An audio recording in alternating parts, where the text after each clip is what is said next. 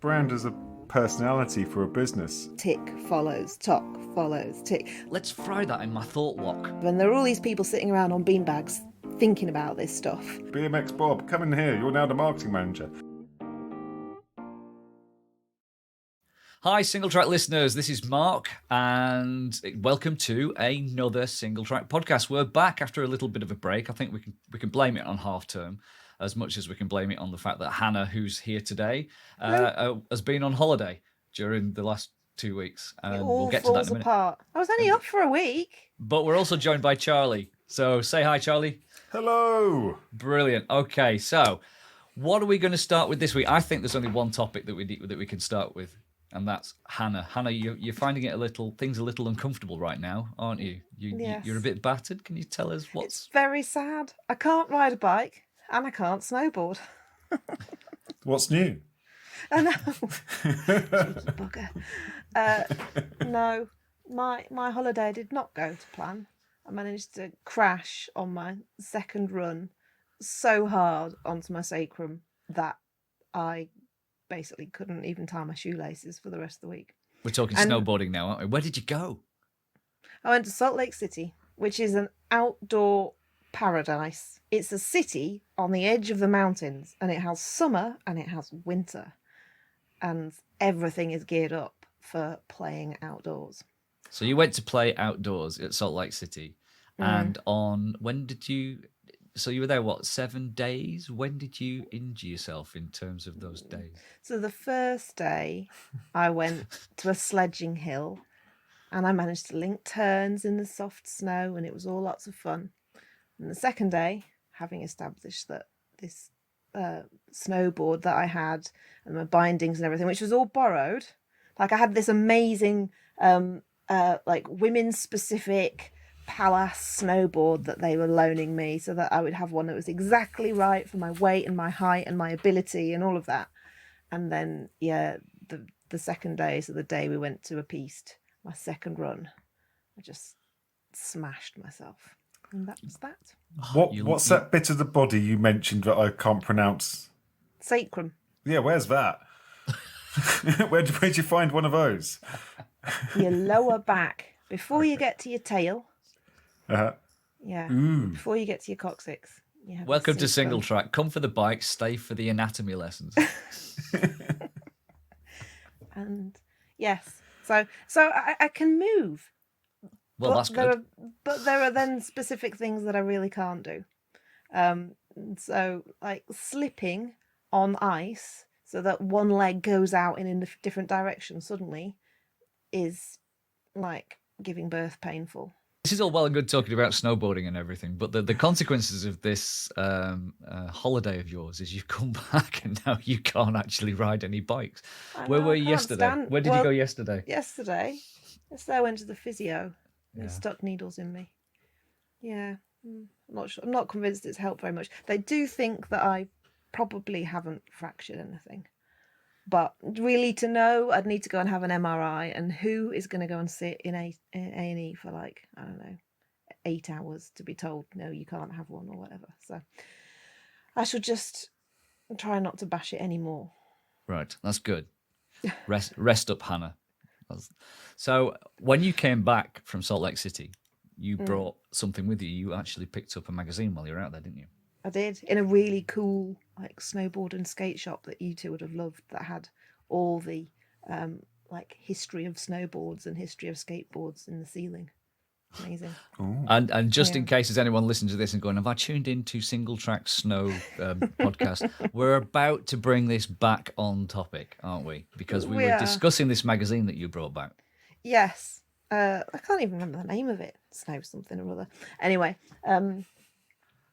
it's a snowboard magazine, and it's really hard to tell which of the pictures in it are adverts and which of the pictures are content, because the adverts are so good. And it made me a bit wistful and sad for mountain bike adverts. It was a really good point, because we turned each of the pages over, and the marketing that was in that snow magazine was excellent, absolutely excellent, wasn't it? It was. And so there was one advert in particular we thought was utter genius. Yeah, Can you- it was just written almost like an optician's chart, wasn't it? And it said, if it sucks, with sucks in big letters, we didn't make it. And then there's a phone number. And it's a phone number. I mean, what is this? 1985? I want to phone that phone number. I had every urge to phone that number as well. I thought that was a full page. Yeah. Just had this black text in the middle of it on this all white background. And it was just a genius piece of marketing. I absolutely loved it. Was it Ride Snowboards? I can't remember the brand. Maybe the brand. Maybe actually it's just failed, isn't it? Because I can't tell you what the brand was. That's how you build a brand. A brand is a personality for a business, and with something like that, they're showing a lot of attitude, a lot of personality, and yeah, that's a good move.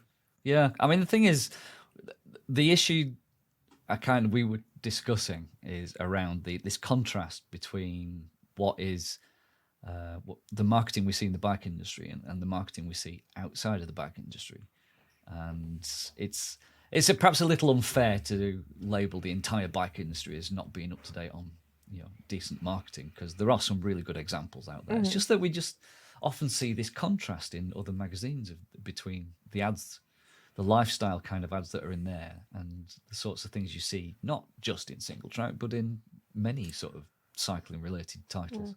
Well, and it's not just the adverts that you get in the magazine. It's the whole kind of package of advertising that you get. And I've watched Mad Men, as many listeners probably have. You have people that sit around in rooms and come up with creative new ways to sell a product.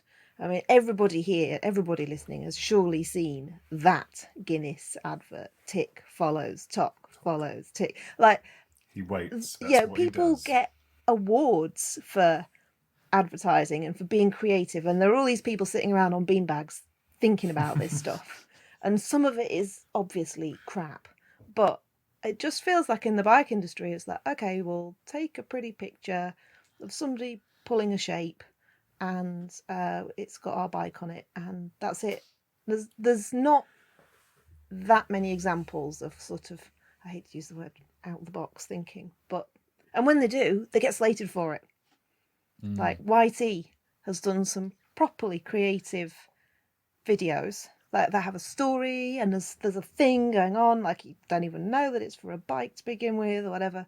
And I mean, I slated them for one of their campaigns, but yeah, they get slated for like spending money on advertising instead of just selling bikes. I think the reason the bike industry hasn't got a team of ad men, copywriters on beanbags, is because it is a massive industry, but it's also quite small. It's made up of lots of small units, and a lot of these companies, the guy who owns the company, who signs off everything at the end of the day, doesn't really appreciate marketing, and the guy who he's appointed as the marketing manager, sometimes, not always, but sometimes it's the BMX pro from the 90s who they sponsored, who after breaking enough bones and being unable to ride ended up working in the forklift truck in the warehouse, and he turned up on time all the time, and he was a good, nice guy, and everyone got on with him. So, oh well, do you want to go to a gym on the road as a sales rep? Oh, okay, all right, here's a car, sales rep. And then, marketing manager's left. We need one. Jim, sort of wherever. BMX Bob, come in here. You're now the marketing manager. And some of the people in the bike industry have ended up in these roles without reading a leaflet or a book or doing a course or a degree, they haven't. Marketing's made up of theories, processes, evaluation, economics. There's the creative side as well, and it's a vast subject. And you can't just step into it. People think it's advertising, isn't it? It's like, no, it's a lot more than making adverts.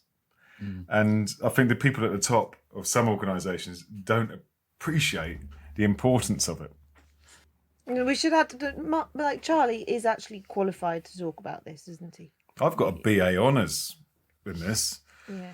I've got a degree in marketing. Well, you know what, Charlie? You're probably the most qualified of any of us to be in the roles that we're in right now, because traditionally there is no qualification that gets you into the bike industry. Like you say, I think most of the bike industry is full of people who just like bikes and then have ended up in the bike industry. Yeah. Get that man a beanbag and a ball pool. Yep, and yeah, he's always throwing in thought grenades at meetings, isn't he, Charlie? Yeah. Yes, let's fry that in my thought wok. There are exceptions, though. I think I want to make sure that we don't come across as being unfair to everybody in the bike industry. There are some good exceptions. Hannah, you just pointed out. I think YT have got some really good creatives. I'm going to say I happen to know that Muck-Off have some very good marketing people who come from, marketing backgrounds, and that's a pretty good example. But I mean, you mentioned Mad Men, and that always reminds me of the fact that when it comes to advertising, I can't remember a guy in the 50s, the Madman era. I think it was called. I can't remember his first name, but his surname was Ogilvy. And he was a big exec, big powerful. I think he's written books about marketing. And one of the things that he said was people just want good content. And sometimes that's an ad. And that rings true. That's always rung true from the 50s, and it rings true now. And when we looked in that Snow magazine, me and you, Hannah, we flicked through it and we just saw content. Mm-hmm. And I think that's the thing. We just saw really good content. And some of it was ads. Now, if we could kind of see some of more of that coming through into the bike industry, I think we'd have a lot more. I don't know, but like you say, sometimes it's us. The YT stuff, the backlash was kind of, which is fair enough. Well, fair enough. When I'm going to defend my stance on the "Who is Jeffsy" thing, because that was like totally aimed at selling bikes to men. Didn't speak to women at all. But the one that they did for the Jeffsy 2 with Christopher Walker, that was amazing. It was. Yeah. Can I give you an example of not amazing? This was in the. Am I going to have to edit this out, Joe? No, because I'm not going to name any brands, but it's something I discovered earlier this week, and it was in a trade promotion. So it was a distributor promoting to bike shopkeepers and so on. And they had a promotion on track pumps. So someone had sent the track pumps and a rider off to the forest to do a photo shoot of someone using a track pump in the forest. And I don't think I've ever lashed a track pump to my camelback and ridden into the forest. And it was just struck me as like, oh, we're doing a mountain bike shoot. Stick the mountain bike in the forest. If you're doing pumps, you need a shed. That's why it was just completely. It just didn't look right. Oh, well, there we go. We've just put the industry to rights. Okay. Hopefully, we will see some inspired campaigns coming through. I'd just like to see some like really creative stuff that makes you sit up and go, hang on, what's this? Like that's a video I want to watch. It's not just there's a bike going around. Another thing I just remembered. Another thing that we discussed when we were talking about this yesterday, Hannah, was how, like you say, the reaction from the public, the consumer, it seems to advertising seems to be different in different sports. Like so, the lifestyle thing, advertising campaigns, and the really creative stuff that happens in snow sports doesn't seem to get quite the backlash that sometimes bike campaigns do. And we were wondering why this was, and I suggested that, or I just pondered the theory that the difference between snow sports marketing or snow sports and what we do, mountain biking, is in snow sports, ultimately the gear, the snowboard or the skis are fundamentally really basic and really simple. So when it comes to marketing them, all you can really do with them is to market the lifestyle that goes around them. So it kind of fits. But with cycling, I'm going to broaden this, not just mountain biking, but cycling, you can say that the bicycle fundamentally and historically is a super, super simple device, really efficient, and very, very simple. But what we've got now is we've made it massively complicated. And I think there's a little bit of a backlash from the public about that, which is that, everything's improving, new chain, new this, new that, new the other. And I think if you're running an industry, if you're in an industry and you're trying to market a mountain bike, then it's no longer a nice, simple device, is it? It's something that's really, really complicated. And I wonder whether the marketing backlash is because something to do with that. What do we think? Doesn't bother people buying cars, does it? Nobody's I suppose not. complaining that you used to be able to fix your car and now it's just a computer with wheels. Our CNT Pro mountain bike Pivot adverts Geo do is optimised tend to for be maximum there's a lot of flow tech in there. but it often ends up as bullshit marketing word salad. Our CNT Pro Pivot Geo is optimised for maximum flow stroke. Like, I'd rather... I don't know what that means. I made it up, which is one reason I don't know what it means, and I've never read that. But that's the sort of stuff you get in there, I'd rather sort of maybe an ad that said, "See his picture? It's Jim. He's our suspension designer. He's a really good guy. He knows his shit." Simple as that. Trust him. We don't need to go into angles and pivots. Just trust Jim. And like a that- different story. Yeah. well, this is something that Yvonne from Patagonia.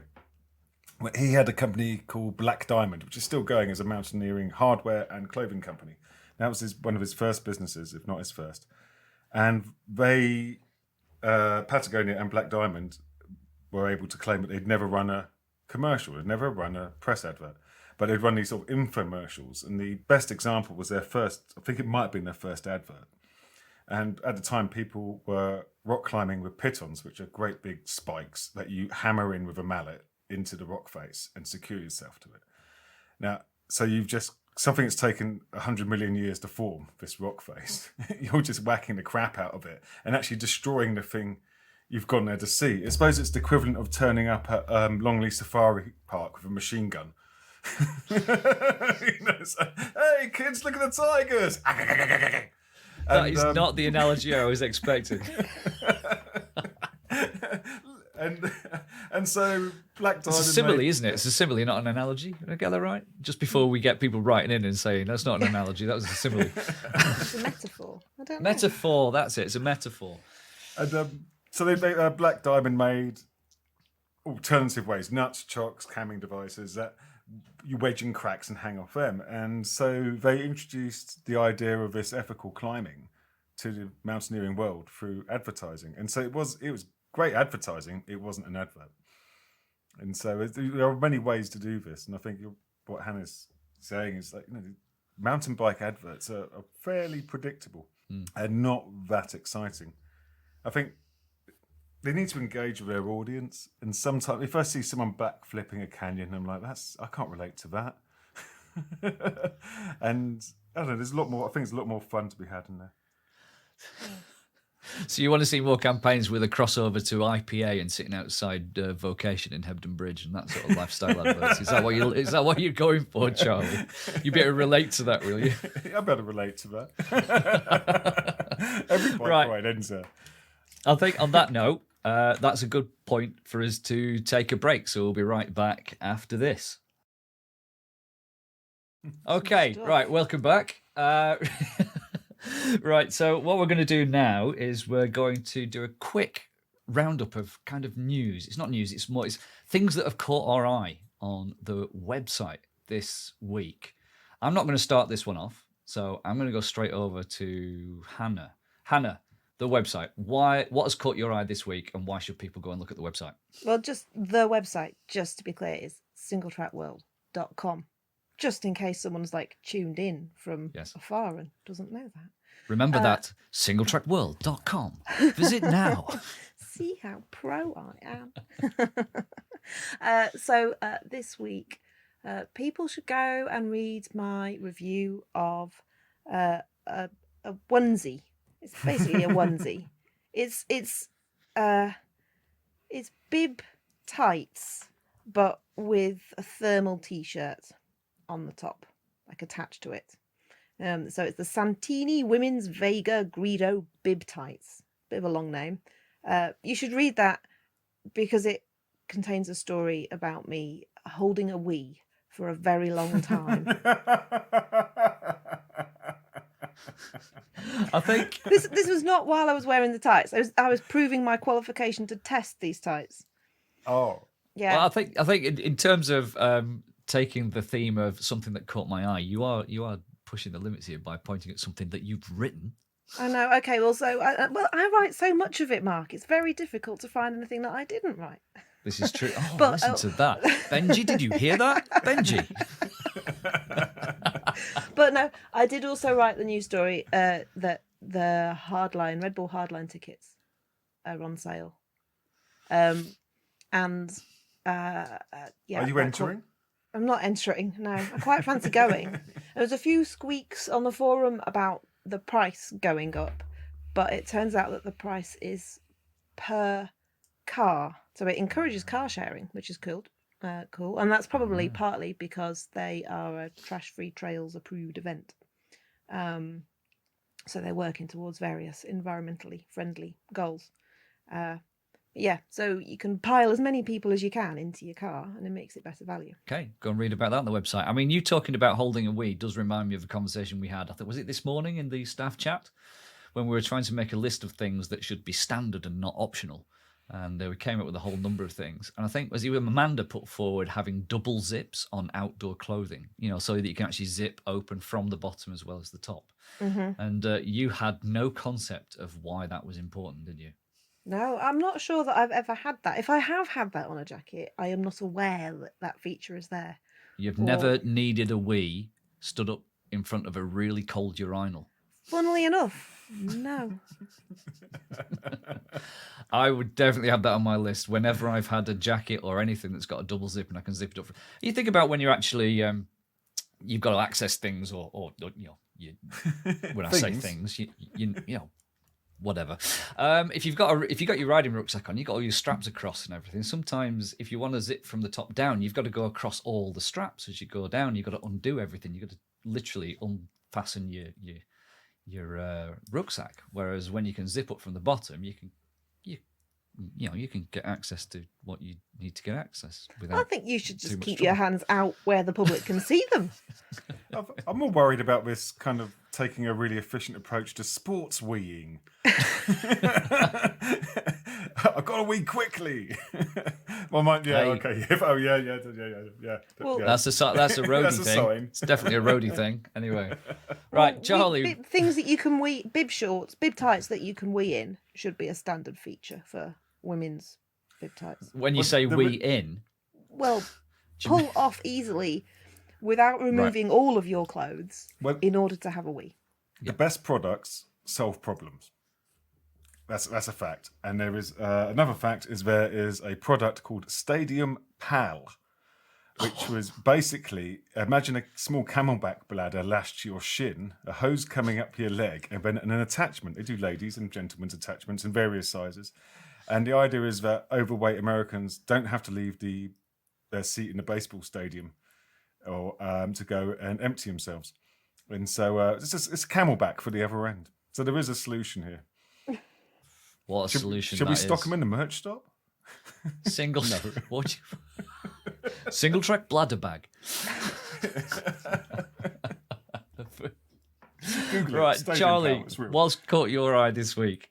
You've been surfing the forum, haven't you? I have. I've been hanging out on the forum, and there's one forum member. This is really quite charming. He's managed to shear off the lower part of his lower race of a headset, leaving the upper part jammed in the head tube. And the very first reply, within moments was from Si from Kotick. It was a Kotick bike. And he said, never heard of this before. Drop us a line and we'll look into this. And then in classic forum style, a few comments down says it's most upset because they were hoping for 31 pages of slagging off a bike company. It's bang out of order when a bike company replies first saying get in touch and we'll see what we can do. And so it was quite, so the problem solved, everyone's happy, and we encourage. Charming. We have a rule on the forum. We've always had this rule, which is that no brands can start a forum topic that promotes themselves, and in fact, nobody can start. No one can, whether you're a brand or not, you can't start a thread that's just self-promotion. However, we always encourage brands to reply to existing threads. So if someone says something and they ask a question, then quite often the best response can come from an actual brand. So we always encourage that. In our history, there's been examples of how that's gone very well. And I think this one in particular is an excellent example of something handled very, very well by a brand. And we also, history of our forum is also littered with ways that hasn't ended brilliantly. And we can all think of some recent examples of that as well. But no, if you're a brand out there, we do encourage you to respond and get involved. It's always appreciated. I mean, those comedy answers were all done in the right tone. They were very, very supportive, and I think Si did exactly the right thing. He was right on top of that, and he got it all sorted straight away. So all power to his elbow, or whatever the phrase is. Am I mixing my metaphors there? I can't remember. I have no idea what. Something about elbows. I don't know. Anyway, shall we move on? Right. I'll tell you what caught my eye this week. It's something written by Benji. Not something that I'd written. I wouldn't deem to. I wouldn't have the ego to come in and start pointing at something I've written.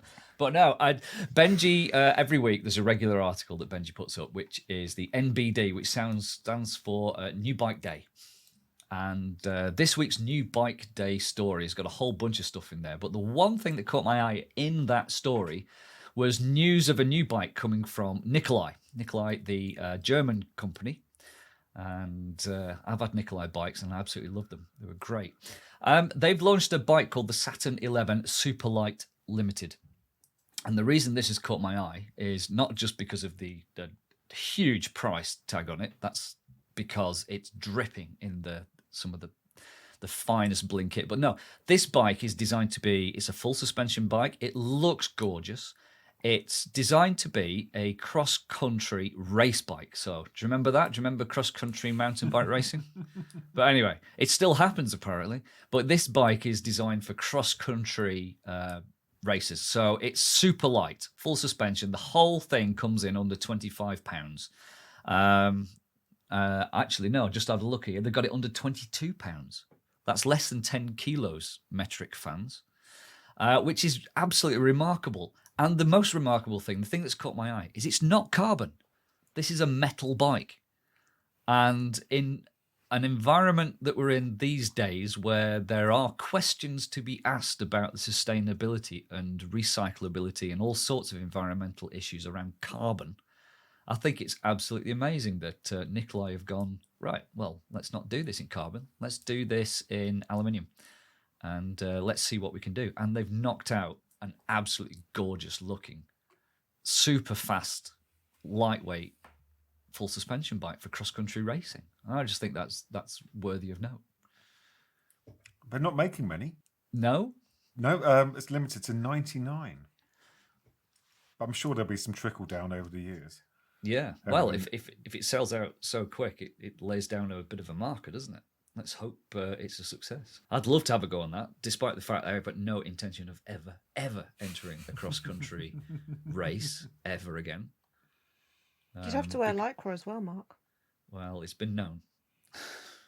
There's photographs out there. Usually no one pays attention to the photographs of me in Lycra because there's always another 3 or 4 that are worse of Chips. So, yeah, Chips takes the heat off me quite often in that regard. But, yeah. Right. Well, I think that's it. Shall we wrap this up? Sure. People now need to go and look at the pictures of the pretty bike. It is pretty. It does have the flattest, straightest bars that look like they're just for pointing in the direction you need to go in right now. But it's got upside-down forks. Yeah, but that's the cross-country race way, isn't it? Yeah, it's nice. I like that. Yeah. No dropper. But, that's the cross-country way as well. They're, old school. But, no, go and check that out on the website. What's that website URL again? Hannah, I've forgotten. Singletrackworld.com. That's the one. Go out and check that. So, lastly, Charlie, what should people be buying from the online shop this week? Leave them with... If you're a little bit racy and you're the kind of clippy-in kind of guy, we have Shimano SPD cleats at a very, very special members price, which makes them just about the cheapest in the country, and you get free postage. So we got the single release, we got the multi-release, and then when we put up a little story about that, and everyone said, but I want single release. And so I got a box of single release too. We listen to you. So if you go to the merch store, you'll find at the top of the front page, you'll find SPD cleats at a brilliant price. Go and snag some now. Bung them in the back of the shed for when yours wear out. Excellent. And on that note, I think we'll leave it there until next week. Shall we, guys? Okay. Yeah. Right. Goodbye. Bye.